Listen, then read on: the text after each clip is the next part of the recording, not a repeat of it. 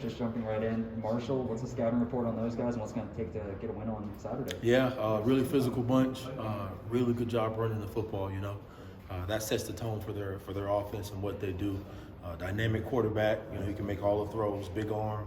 Quick release. Ton of receiver talent. Big, small, fast.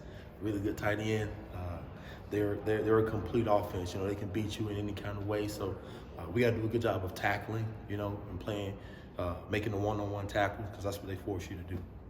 I guess on film, what do they do best? Do they run the ball better, or do they pass the ball better? In your opinion? I think they. I would say it's probably 50-50. Because there's games where they're turning around and handing that thing off, and it's big run after big run. But there's other games where the quarterback sitting back there, he's got good protection. He's letting it fly. He's got some fast receivers that can run underneath it. I've seen them drive the ball down the field, throwing hitches in short game. They do it all well because they have an experienced quarterback that's going to take what the defense gives them. With Wells, kind of came in last year as a freshman and lit things up, gained a lot of attention. But, with that year under his belt, how have you seen his game change or develop since then?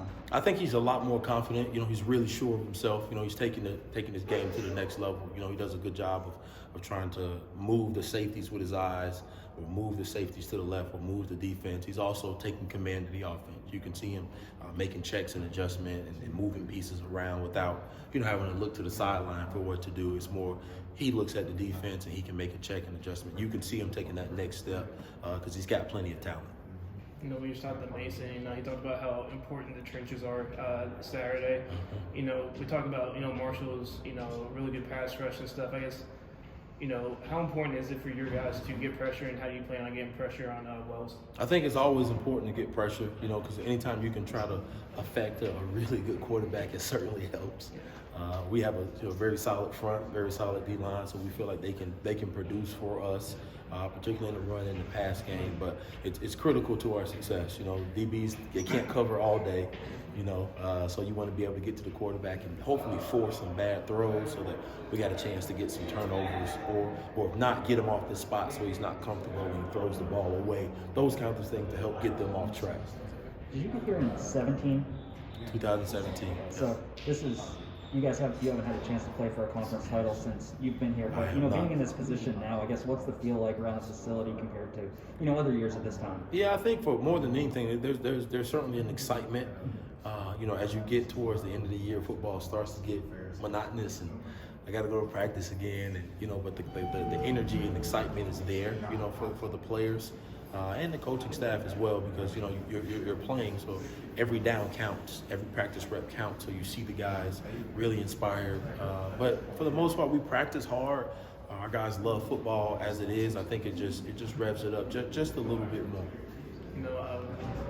It's going on the road. Just Jared talked about how much pressure there is in this game. Just to get to the conference championship. Sure. Do you think more of the pressure is on y'all just going on the road, or the home team being able to stand their ground at home? I think just because of the nature of this game, there's a certain amount of pressure, as it is, just the Marshall WKU. And when you add the fact of what's on the line, I think it takes it up another notch. And then I think you got two programs that are built the right way, play football the right way.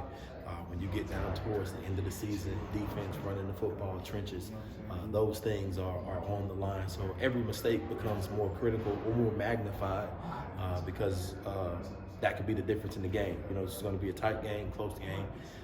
Guys are going to try to run the football, control the clock. And I just think as far as the pressure goes, it'll go back and forth. It's more about the moment and the momentum than actually who's home in the moment.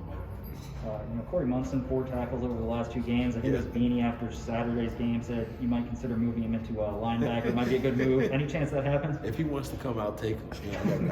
I need tacklers. I need guys that can run. We'll find something to do for him for sure. Well, I guess D'Angelo broke the sack record. Yeah. Saturday. I guess what is he? You coached him for a couple of years now.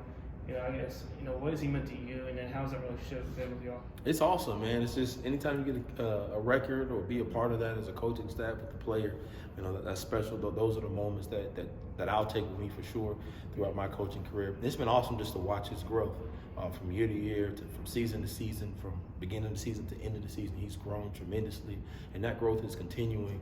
He's become a man. He's become a leader. He's learned how to take care of his body, and he's become a pro now, you know, and I think that's awesome to see just that development over the time, and then see him continue the hard work and see the reward or see the accomplishments.